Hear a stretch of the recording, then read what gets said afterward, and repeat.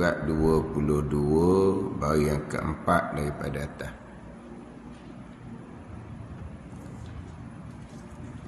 Qala al-muallifu rahimahullahu ta'ala wa nafa'ana bi'ulumihi amin. Dan murad ni kehendak, dan murad dan yang dikehendaki oleh musannif pengarang matan Ummul Barahin Syekh Sanusi dengan ijma' itu iaitu ijma' muwafaqah sekalian ulama yang mujtahidin atas bahawasanya Allah Subhanahu wa ta'ala itu disifatkan dengan sami' dan basir dan mutakallim. Dan murad dengan ijma' itu, ijma' dalam matan Ummul Barahin, mana wa amma burhanu wujubis sam'i lahu ta'ala wal basari wal kalami fal kitabu was sunnatu wal ijma'u. Jadi dalil wajib pada akal Allah Ta'ala bersifat dengan sifat sama. Dalil wajib pada akal Allah bersifat dengan sifat basar. Dalil wajib pada akal Allah bersifat dengan sifat kalam. Apa dalilnya? Iaitu Alkitab, yakni ayat dalil Al-Quran. Wasunnah, yang kedua dalil hadis Nabi sallallahu alaihi wasallam.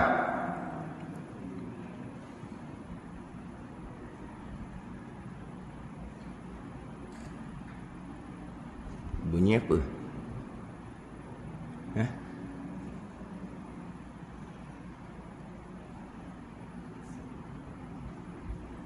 Bunyi orang baca? Kenapa duduk baca? Orang duduk mengajar ni.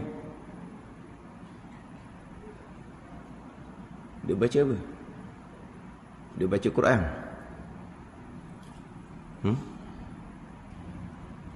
Sunat baca Quran ke masa mengajar ni?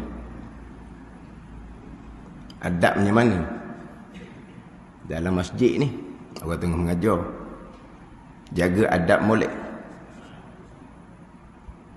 Tahu kan tu nak kena ajar juga.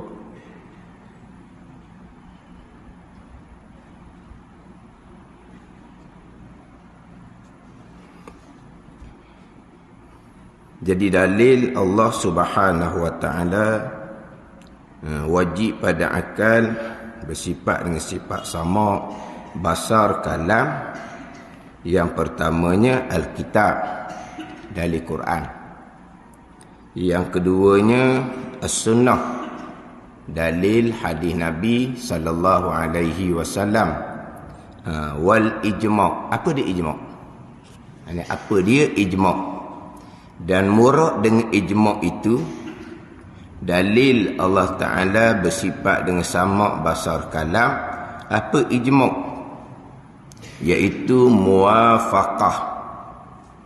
Muwafaqah ni bersetujulah sekalian ulama yang mujtahidin, ulama yang mujtahid. Ulama yang mujtahid, ulama yang mengeluarkan hukum-hukum daripada Al-Quran dan hadis Nabi sallallahu alaihi wasallam. Muwafaqah sekalian ulama ni atas bahawasanya Allah Subhanahu wa ta'ala itu disifatkan dengan sami', yang mendengar, dan basir, yang melihat, dan mutakallim, yang berkata-kata. Dia sami', basir, mutakallim tu Zat yang bersifat dengan sama, zat yang bersifat dengan basar, zat yang bersifat dengan sifat kalam. Jadi ijma' ulama Allah Subhanahu wa taala bersifat dengan sifat sama, basar dan kalam. Itu hak dalam matan Ummul Barahin. Dalil Al-Quran, dalil hadis dan ijma' ulama. Yang mana sifat sama, basar, kalam ni didatangkan dengan dua dalil lah. Dia akan cerita di bawah tu. Dalil nakli dan juga dalil akli.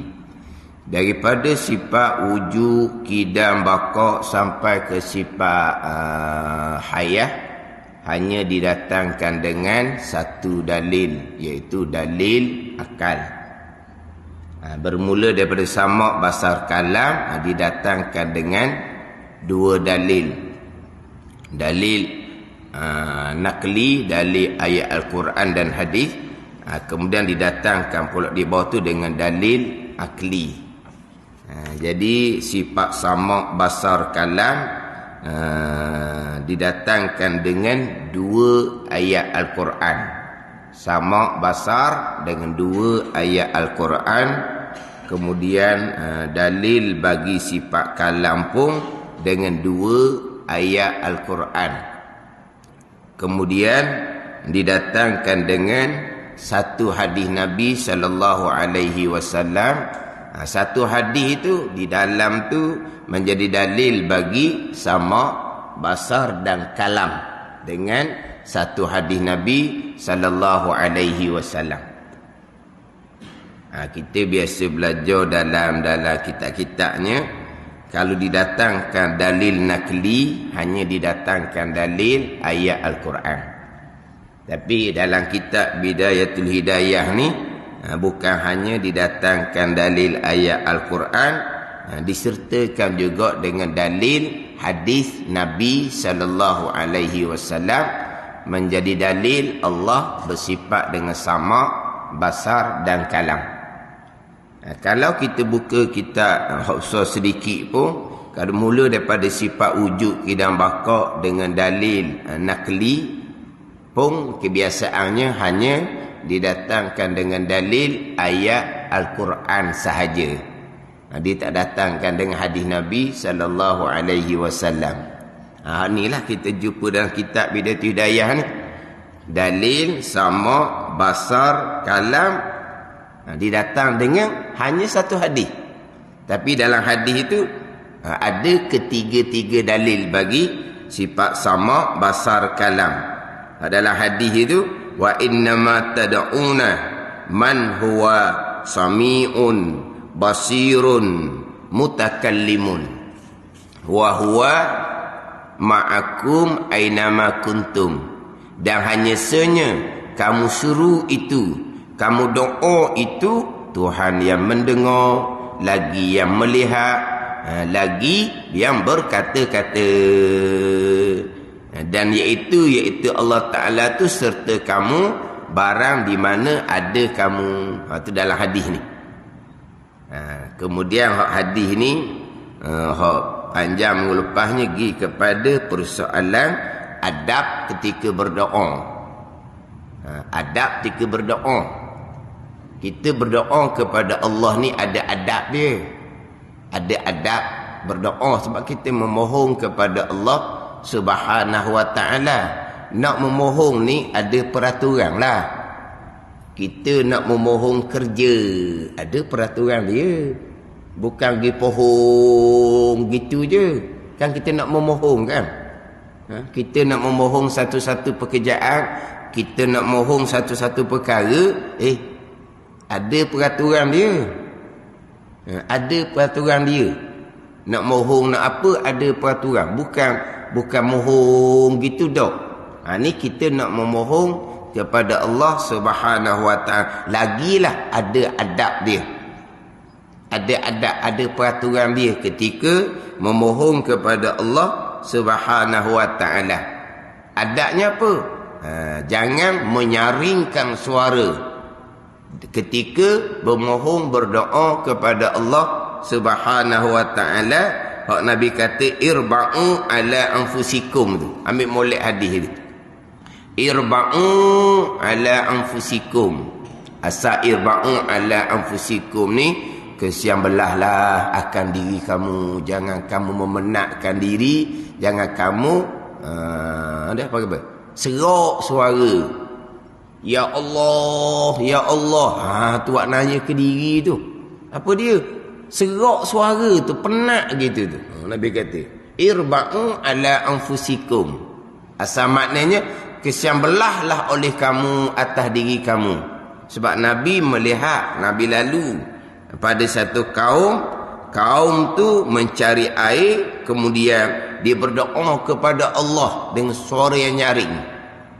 Kaum ni air tak ada, dia pun mencari air. Ni di padang pasir ni kita maklumlah. Air terkadang sukar. Jadi masa cari air itu dia berdoa kepada Allah, tapi dengan suara yang nyaring, dengan suara yang kuat. Nabi pun bersabdalah, irba'u ala anfusikum. Kesian belahlah oleh kamu atas diri kamu. Berapa kesian belah? Serak suara wak gitu, penat gitu.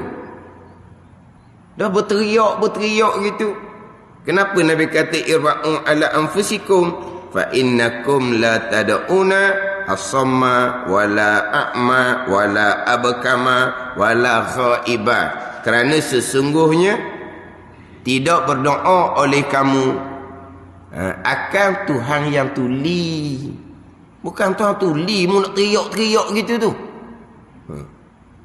Macam mana agak kita mitok dengan mak ayah kita. Kita mitok dengan suara kuat. Mak ayah pun marah. Apa?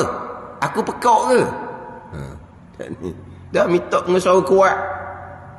Jadi sekarang ni, kerana bahawa sesungguhnya tiada memohon oleh kamu akan Tuhan yang tuli, yang pekak, bukan yang kelu, bukan Tuhan yang gaib, yang jauh daripada kamu. Dan hanya sahaja kamu seru doa tu akan Tuhan yang maha mendengar, maha melihat, lagi berkata-kata, dan Tuhan yang kamu seru tu bersama dengan kamu di mana kamu berada.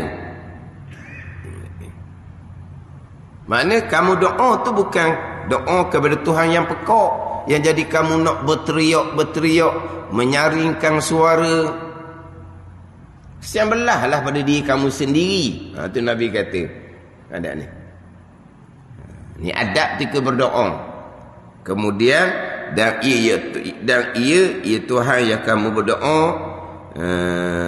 bersama dengan kamu di mana kamu berada. Tu bicara dahulunya hak mukhalafatuhu ta'ala lil hawadith. Jadi dalam ayat Al-Quran, dalam hadis banyak Allah bersama dengan kamu. Allah bersama dengan orang yang sabar. Allah bersama dengan orang yang mukmin. Allah bersama dengan orang yang muhsin. Allah bersama dengan orang yang bertakwa. Bersama belaka tu. Kalau pakai Zohir bersamalah. Macam kita bersama ni lah. Kita bersama ni bersama ni. Pada itu dipanggil hadis yang mutasyabih. Hadis yang pada zahirnya menimbulkan kesambaran atau orang awam yang memberi waham Allah Ta'ala ni nak serupa dengan segala yang baharu lah. Bersama-bersama ni bertempat, mustahil sama sekali. Ada. Itu balik kepada macam mana huraian jalanan ulama salaf dan jalanan ulama khalaf berkaitan dengan ayat Al-Quran yang mutasyabihah dan hadis Nabi yang mutasyabih. Itu kena kemah molek itu. Itu kena kemah molek bab pegangan. Ini cerita bab pegangan ni, cerita nak mengenal Allah, nak mengenal Rasul. Tak ada bahagian ni, tak ada lah. Wak rajin semayang, wak rajin berjemaah, wak rajin puasa sunat, buat apa amal sekalipun, sama sekali tak akan diterima oleh Allah Subhanahu wa ta'ala. Lepas tu boleh apa? Boleh bersenam lah. Pagi-pagi bangun awal, berjalan kaki, datang ke masjid, boleh bersenam, boleh apa? Betul orang. Boleh tu je lah. Tapi kalau dalam bab mengenal Allah ni tak lepas, tak ada lah. Nak buat lagi lah, tapi tak ada bahagian. Tak ada bahagian. Kau dok kemah molek hak berkaitan dengan mengenal Allah Subhanahu wa taala. Tambahan sekarang pula banyak ajaran-ajaran yang menghuraikan ayat-ayat Quran yang mutasyabihah, hadis-hadis yang mutasyabih, bukan dengan jalanan ahli sunnah wal jamaah yang sebenar. Jalanan yang terpesong, walaupun mereka mengaku mereka lah jalanan ahli sunnah wal jamaah. Sekarang ni banyak bawakan yang seumpama tu, kalau kita tak kemah molek bab pegangan diri kita, keluarga kita, macam mana? Ni kalau kita sendiri pun kita tak heran bab ilmu pegangan, anak cucu kita lagi tak peduli. Anak cucu kita semaya bang tak tinggal. Tapi kalau kita orang tua ni bab pegangan pun tak belajar molek, tak kemah molek, biar mantap, biar biar jelas molek, macam mana dengan anak cucu kita? Lagilah mereka tak peduli. Kalau kita sendiri tua keluarga, bab ilmu pegangan awak dah tahu je. Awak payah je, payah. Allah payah ilmu tauhid. Jadi dia buat lemah je. Payah ilmu tauhid, dia buat lemah. Jadi buat macam bodoh jadinya. Payah ni orang bodoh. Payah bodoh tu. Orang tak bodoh tak kata payah. Tak bodoh, dia cerdik, dia memperbodohkan diri sendiri. Hak cerdik dia belajar ilmu dunia, dia guna cerdik untuk belajar ilmu dunia. Payah senang, mudah je, siang malam. Ilmu agama, ilmu tauhid, payah. Dia buat payah pula jadinya. Padat ni, dia buat payah. Dia nak senang je, nak ikut nafsu sendiri. Itu bukan hak tu. Hak tu bukan bukan ni jalanan yang sebenar tu nak jadi orang beriman molek. Sebab mari macam-macam sekarang ni. Macam mana kita kalau mari mereka-mereka yang menyabitkan, menyatakan Allah bertempat, kita nak pelepah macam mana? Mereka datang ke Al-Quran. Ni hadis Nabi SAW ni. Allah bersama dengan kamu di mana ada kamu. Maka timbul satu akidah, kamu berada di mana? Manusia ni berada di mana-mana, maka Allah pun berada di mana-mana. Ini satu akidah yang terpesong. Dari Al-Quran, hadis Nabi, dari Al-Quran pun sama. Wa huwa ma'akum aynama kuntum. Sama aja. Wa huwa ma'akum aynama kanu. Ayat Al-Quran. Ini hadis Nabi. Allah bersama dengan kamu di mana kamu berada. Timbul akidah yang terpesong, Allah berada di mana-mana. Satu golongannya istiwa 'alal arsy, dalam surah Jadah tadi kan. Summastawa 'alal arsy. Timbul satu golongan terpesong pula, Allah duduk atas arasy. Satu golongan pula Al-Quran menyatakan wa huwa ma'akum aynama kuntum, dan ia Allah bersama dengan kamu di mana kamu berada. Dia pakai zahir, Allah berada di mana-mana. Ni duduk ni pakai zahir belaka. Ada ni. Patut ayat amintum man fis sama', Allah duduk di langit.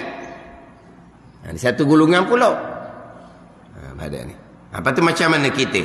Ahli sunnah jamaahnya macam mana? Allah berada di mana-mana. Al-Quran, hadis Nabi. Allah bersama kamu di mana kamu berada. Itu balik macam mana huraian ulama salah, macam mana ulama khalaf. Dia kalau bicara berkaitan dengan ayat mutasyabihah ni, surah Al-Hadid ayat keempat tu lah. Di awal ayat surah Al-Hadid ayat keempat. Di awalnya summastawa 'alal arsy. Di akhirnya wa huwa ma'akum aynama kuntum. Satu ayat.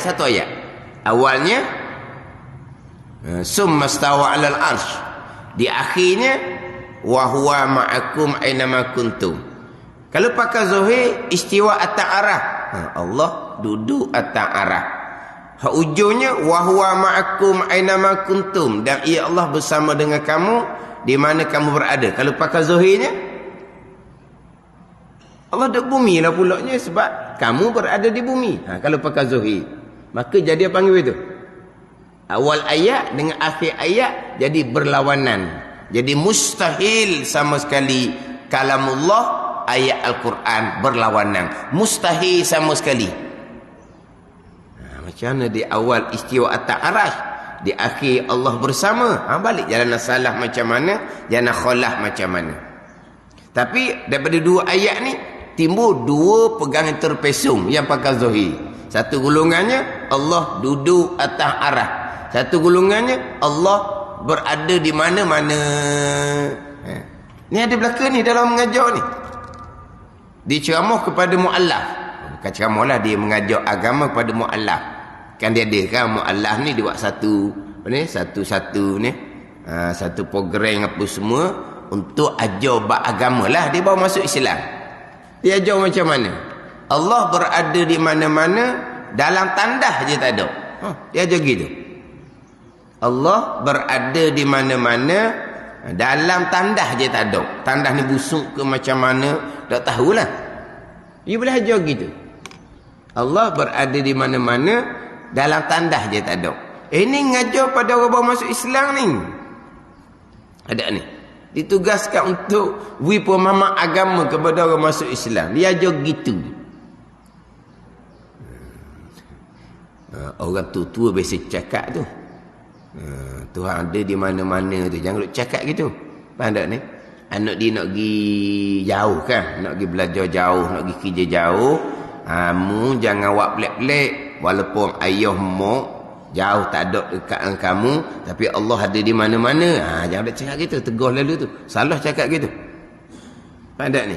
Kan anak dia nak pergi jauh. Jadi dia takut anak dia buat apa-apa yang salah. Dia pesan gitulah. Jangan buat benda hak karut-karut. Allah ada di mana-mana. Tu kena betul molek tu. Apa makna Allah ada di mana-mana? Allah banyak? Tak mungkin gitu. Dari mana kan kena banyak lah. Mana? Polis ada di mana-mana. Mana apa? Polis ada di mana-mana. Mana polis ramah? Cari orang. Rata-riti ada polis tepi jalan. Lepas tu kita kata polis ada di mana-mana. Mana apa? Ramah. Dah Allah ada di mana-mana. Tuhan banyak ke? Tak ada gitu. Tak ada orang pegang gitu. Dari mana-mana maksud apa? Allah pergi mari. Berpindah ganda. Tu mustahil lah gitu. Tapi kadang-kadang waktu cakap gini maksudnya Allah mengetahui. Allah mengetahui? Sebut Allah mengetahui lah. Allah mengetahui? Sebut Allah mengetahui. Kamu duduk jauh dari mak ayah, buat pengang molek sebab Allah mengetahui, Allah melihat. Begitu sudah lah. Tu nak kena kemah tu. Dia ada dua pegangan yang terpesong. Satunya, ada satu soalan. Boleh tak berpegang Allah di mana-mana? Ya tukang jawab kata, berpegang Allah berada di mana-mana boleh. Jangan berpegang Allah bertempat pada satu tempat yang khas atas arah. Baru tak boleh. Orang tanya, boleh tak berpegang Allah di mana-mana? Dijawabnya, berpegang Allah di mana-mana boleh. Yang tak bolehnya berpegang Allah bertempat pada satu tempat yang satu je lah, yang khas atas arah sahaja. Tu tak boleh. Di mana-mana boleh. Sebab kalau berpegang Allah di atas arah, berpegang Allah bertempat, salah. Kalau Allah di mana-mana, tak bertempat lah maknanya. Pelik kata.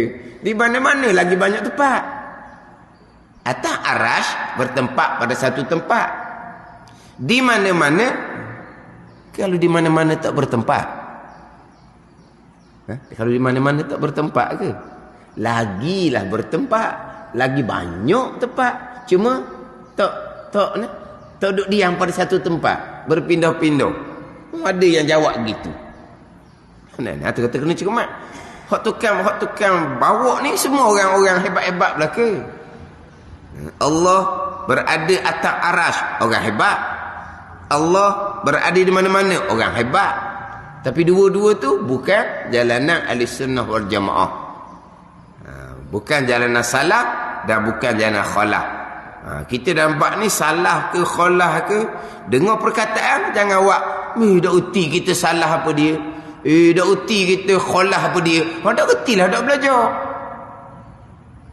Kalau belajar bab mukhalafatuhu ta'ala lil hawadis, perincian adalah bicara salaf, adalah bicara khalaf. Hak tadi hak berkaitan dengan ayat-ayat yang mutasyabihah, hadis-hadis yang mutasyabih.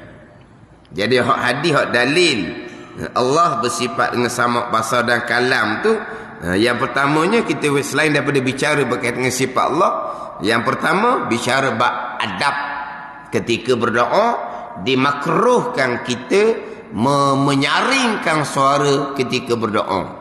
Sebab berdoa ni hukum asalnya sunat perlahan, setakat dengar di telinga sahaja, merendahkan suara dan merendahkan diri ketika berdoa. Sebab berdoa ni memohon, merayu kepada Allah Subhanahu wa taala. Jadi keadaan macam mana? Dengan suara yang rendah, dengan merendahkan diri. Itu adab ketika berdoa. Ada banyaklah adab ketika berdoa ni. Tapi menyaringkan suara hukumnya adalah makruh. Adapun imam mengkuatkan suara, itu supaya diaminkan oleh makmum. Macam kita bicara lepas kan, kita semayang subuh, kita semayang di rumah seorang diri, Fatihah kita baca kuat, surah kita baca kuat, tapi ketika kita baca kunut, sunat perlahan.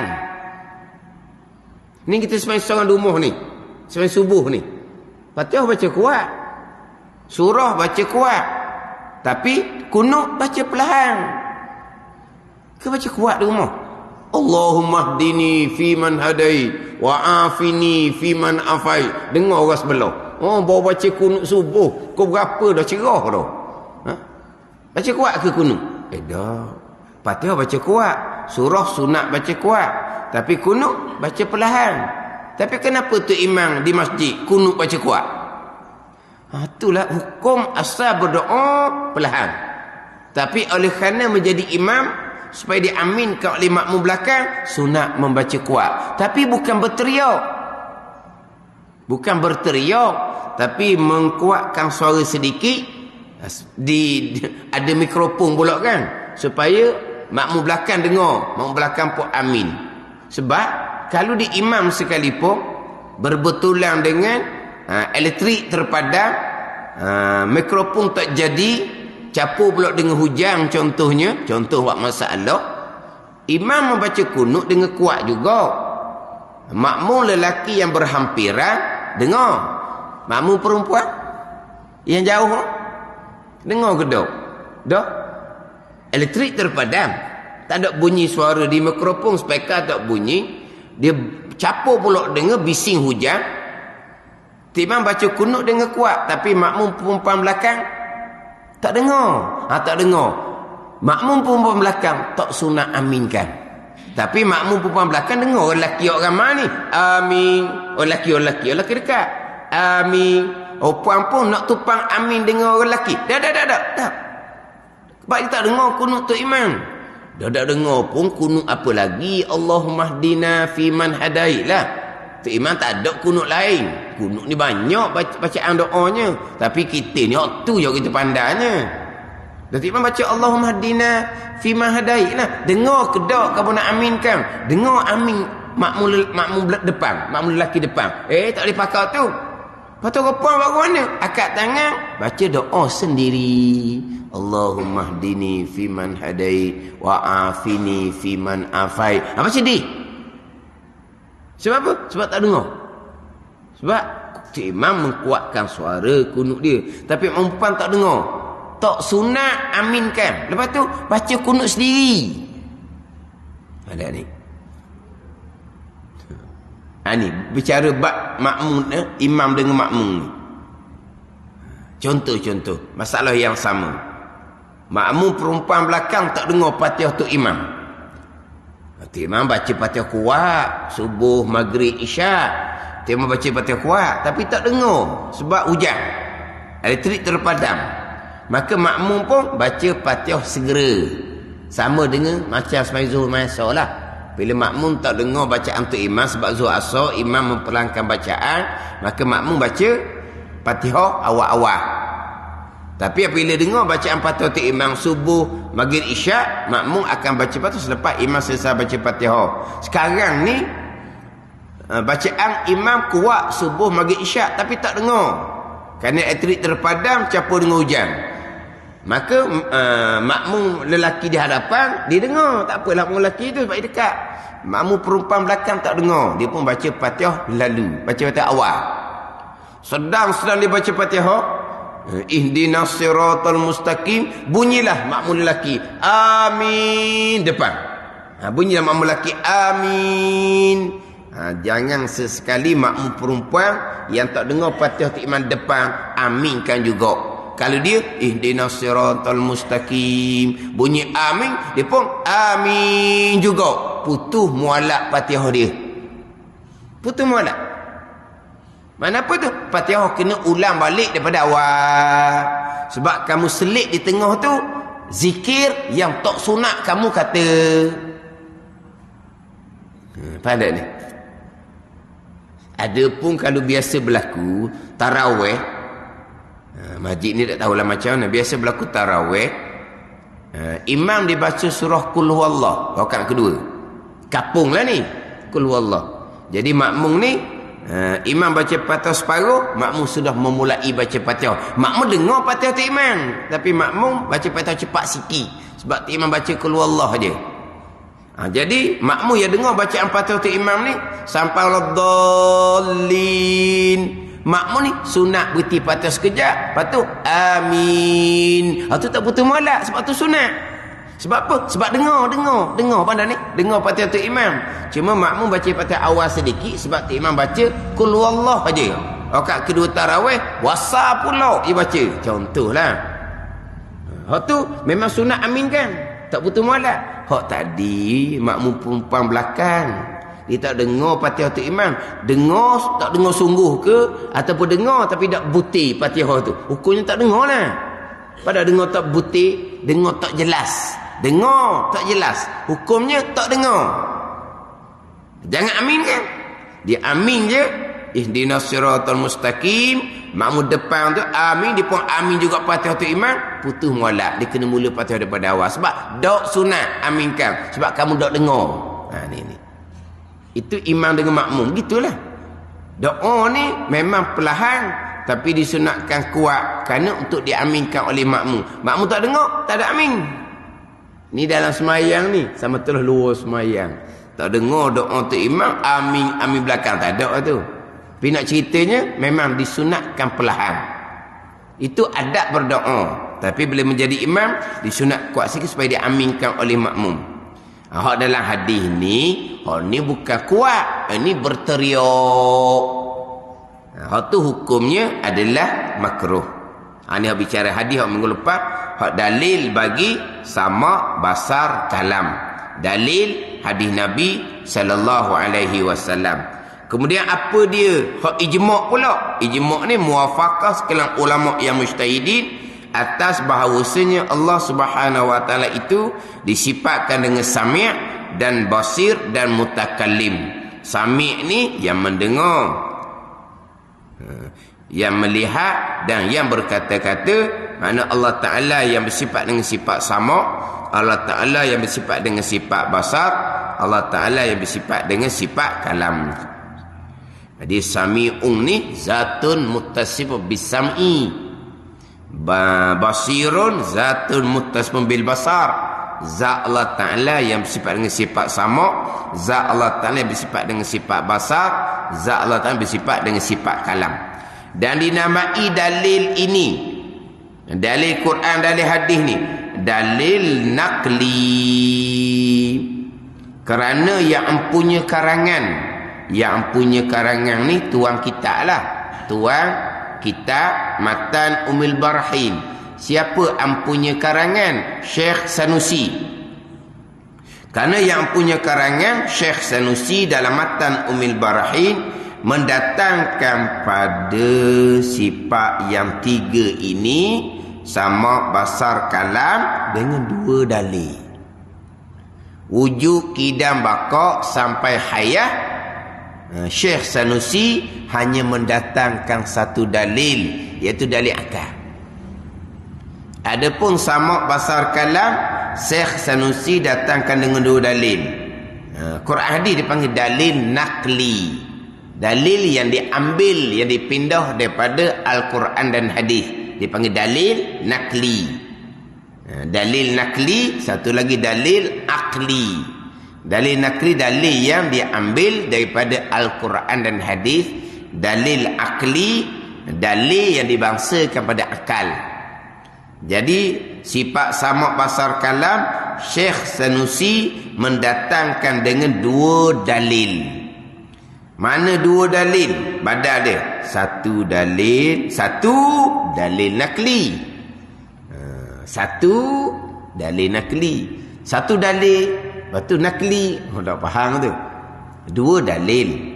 Mana? Satu, mana pertama, dalil nakli. Mana? Seperti telah terdahululah. Dengan dalil ayat Al-Quran, didatangkan dua ayat bagi dalil sama basar kalam, dan didatangkan satu hadis dalil Allah Ta'ala bersifat dengan sama basar kalam. Itu yang pertama. Satu dalil nakli, satu yang pertama lah. Dan kedua, ni sini kedua. Tadi satu dalil nakli, dan kedua dalil akli. Satu tu yang pertama lah. Dan kedua dalil akli. Dalil akli. Mana dalil akli? Iaitu dalil akli jikalau, ini dalil akal. Jikalau tiada ada Allah bersifat dengan sami' dan basir dan mutakallim. Bersifat dengan sifat sami', dia aula lah. Aula seeloknya kata ginilah, aula je ni.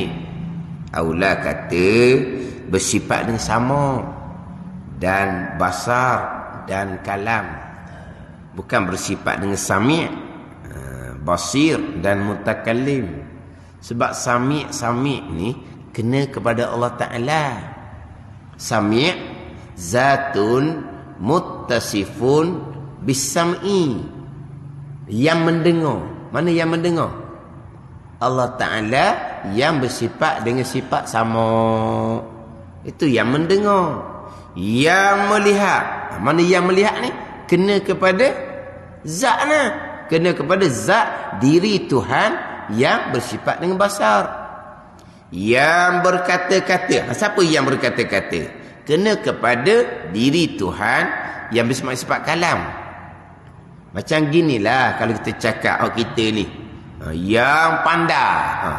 Yang pandai ni kena pada orang yang pandai. Yang gagah tu kena pada orang yang disifat gagah di dia. Apa dah ni? Sekarang ni perlu sebut kata yang gagah. Yang gagah ni kena pada sifat ke kena kepada orang? Kena pada orang yang ada sifat gagah di tubuh dia. Dia gitulah. Jadi di sini sami' yang mendengar. Yang mendengar tu kena kepada zat Tuhan yang bersifat dengan sifat sama. Sini sebab dia kata bersifat ni. Jikalau tiada ada Allah bersifat dengan sami'. Sami' ni bukan sifat. Sami' ni bukan sifat. Sami' ni kena kepada zat Tuhan yang bersifat dengan sifat sama. Sifatnya apa sifat? Sama' tu sifat. Basar tu sifat. Kalam tu sifat. Bila ada sifat sama, basar, kalam di zat Allah, Allah ni yang sami'. Wa huwas sami'ul basir. Dan ya Allah yang maha mendengar lagi maha melihat. Jadi gitu. Jadi bila ada sifat sama, Allah yang mendengar. Bila ada sifat basar, Allah yang melihat. Jadi sifatnya sama basar kalam. Di sini jikalau tiada ada Allah Ta'ala bersifat dengan sami'. Hak aula je lah ni. Hak aula kena kata ginilah, bersifat dengan sama dan basar dan kalam. Aula dia gitu. Itu di tepi gitu sudahlah. Itu di tepi kita. Jikalau tiada ada Allah bersifat dengan sama dan basar dan kalam, nescaya adalah ia, ya Allah, bersifat dengan lawan ni. Lawan yang tiga ni lah. Sama, basar, kalam. Tak ada sifat sama, basar, kalam, maka bersifat dengan lawan dia lah. Mana lawan pada sama, basar, kalam? Iaitu lawan kepada sama, basar, kalam. Yang tuli dan yang buta dan yang kelu. Dia buat macam tadi. Sami' yang mendengar. Lawan dia yang tuli. Basir yang melihat. Lawan dia yang buta. Dia yang ni bukan sifat dah. Yang ni kena kepada zat. Kalau kata yang tuli, kena pada orang yang tuli. Gitu lah kalau yang ni. Sifatnya apa? Sifat tuli. Orangnya orang yang tuli. Kalau gitu. Jadi sifat lawan pada sama, basar, kalam, tuli, buta, kelu. Gitu. Bukan yang tu kena pada sifat, kena pada zat. Tuhan yang tuli tu mustahil. Tuhan yang buta tu mustahil. Tu kena pada zat Tuhan. Dan yang kelu, yang juga kelu. Mana kelu? Kelu ni bisu lah. Kita kelu apa kelu? Kelu kita ni gamam tau. Kelu tak terkata. Kejut. Kelu. Kan gitu? Tak kelu mana apa kelu? Makna kita jadi kejut. Kelu. Tak cakap mana. Itu kelu. Ni kelu tak ni? Ni kelu ni bisu sungguh ni. Bisu kelu ni. Kelu satu lagi. Kelu tu ni. Orang teka-teka tu kan. Apa kelu dia? Tu teka. Itu eja lain tu. Itu KLU tau. KLU. Maknanya dia teka. Tak pandai nak jawab. Marilah kelu sikit. Apa kelu tu? Gambaran tak ke apa? Dah dia teka payah nak jawab. Kita katalah, mana kau mari kelu sikit. Tu kelu. Dia ni eja kaf lam waw ni. Kelu makna apa ni?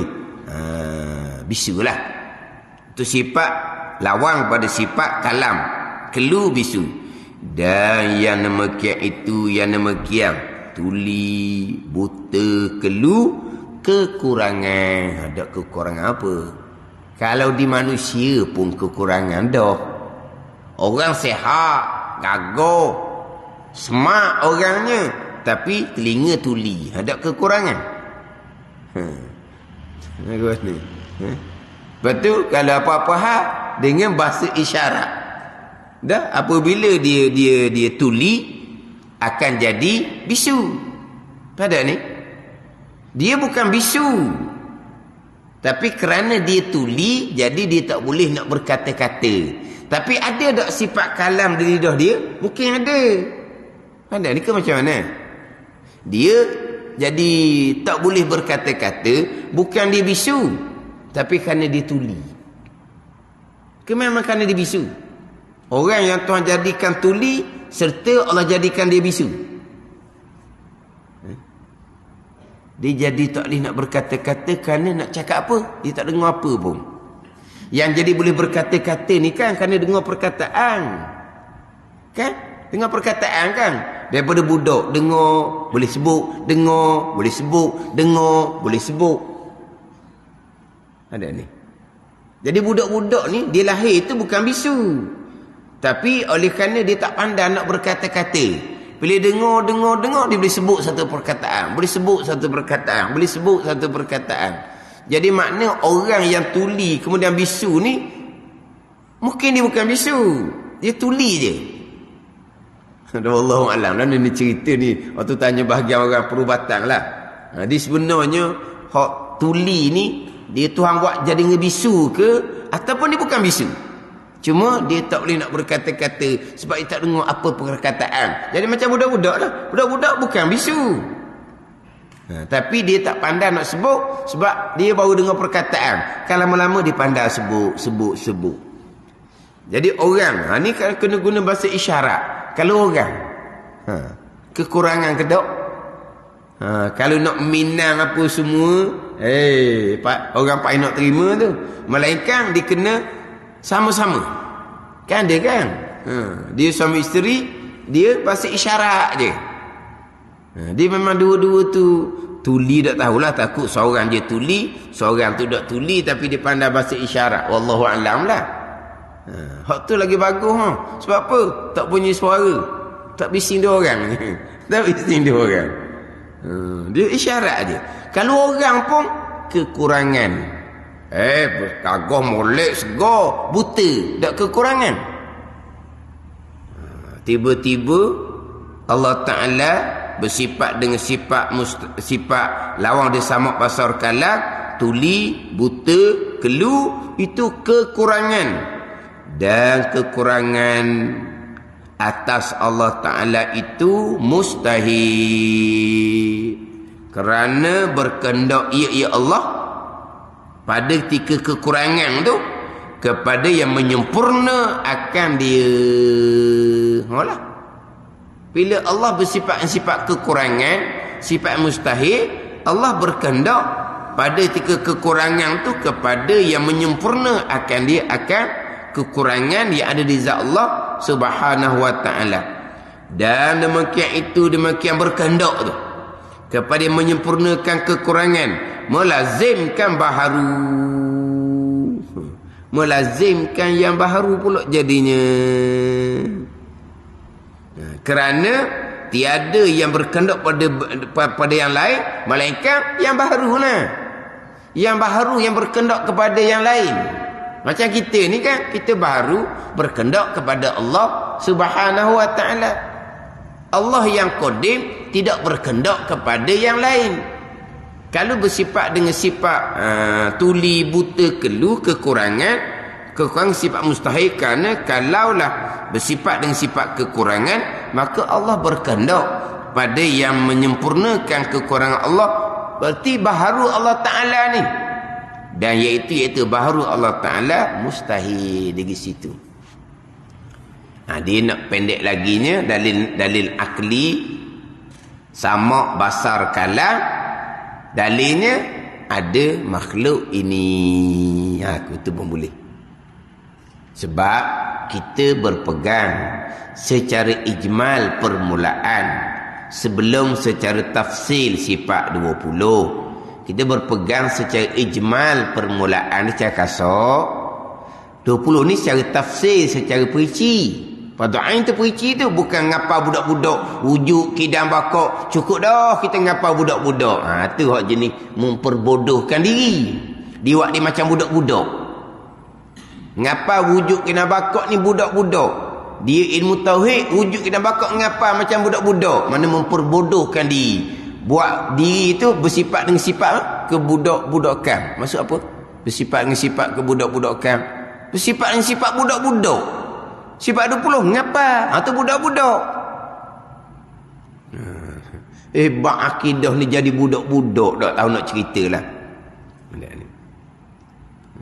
Jadi ngapa-ngapa ni budak-budak. Sifat 20 wajib perinci satu-satu. Hak cara kasarnya permulaan. Wajib berpegang Allah bersifat dengan sifat kesempurnaan yang tidak terhingga bilangannya. Berpegang maha suci Allah dengan sifat kekurangan yang tidak terhingga bilangannya. Mana kekurangan? Termasuk tuli, buta, kelu. Apakah dalil Allah bersifat dengan sifat kesempurnaan? Apakah dalil Allah maksudnya dengan sifat kekurangan? Ada makhluk ini. Jadi apakah dalil Allah bersifat dengan sifat kesempurnaan? Samak basar kalam. Ada makhluk ini. Apakah dalil maha suci Allah bersifat kekurangan? Sifat tuli, buta, kelu. Ada makhluk ini. Jadi carekahnya, dalil Allah bersifat dengan sifat samak basar dan kalam. Dalil Allah tidak bersifat dengan sifat tuli, buta dan kelu. Ada makhluk ini. Itu dalil akli. Rekah je. Dalil aklinya rekah. Mudah je lah. Dalil ada makhluk ini. Tapi dalam kitab Mata' Mubarahin, dalil samak basar, sifat samak basar dan kalam didatangkan dengan dua dalil. Dalil nakli, dalil yang diambil di Quran dan hadis, dan dalil akli. Selesai dalil sama basar dan kalam. Wallahu a'lam. Wa amma burhanu kauni fi'lil mumkinati au tarkiha jaizan fi haqqihi ta'ala fa'ali annahu law wajaba alaihi ta'ala syai'un minha aw istahala aqlan lan qadabal mumkinu wajiban aw mustahilan wa zalika la yuqalu. Ini dalil sifat yang harus bagi Allah Subhanahu wa taala. Harus Allah mengadakan mungkin dan harus Allah meniadakan mungkin. Jadi sifat yang wajib, sifat yang mustahil, sifat yang harus bagi Allah wajib berserta dengan dalil. Sekurang-kurangnya dalil akli, dalil yang dibahasakan kepada akal. Wallahu a'lam. Bismillahirrahmanirrahim. Alhamdulillahirabbil alamin. Wassalatu wassalamu ala sayyidil mursalin wa ala alihi wa sahbihi ajma'in. Allahumma aftah alaina futuhal arifin. Allahumma allimna ilma akdamin wa fahimna famas sabiqin warzuqna ruqat talibin. Allahumma zidna ilman wa alhiqna bis salihin. Wa sallallahu ala sayyidina Muhammadin wa ala alihi wa sahbihi wa sallam. Walhamdulillahi rabbil alamin.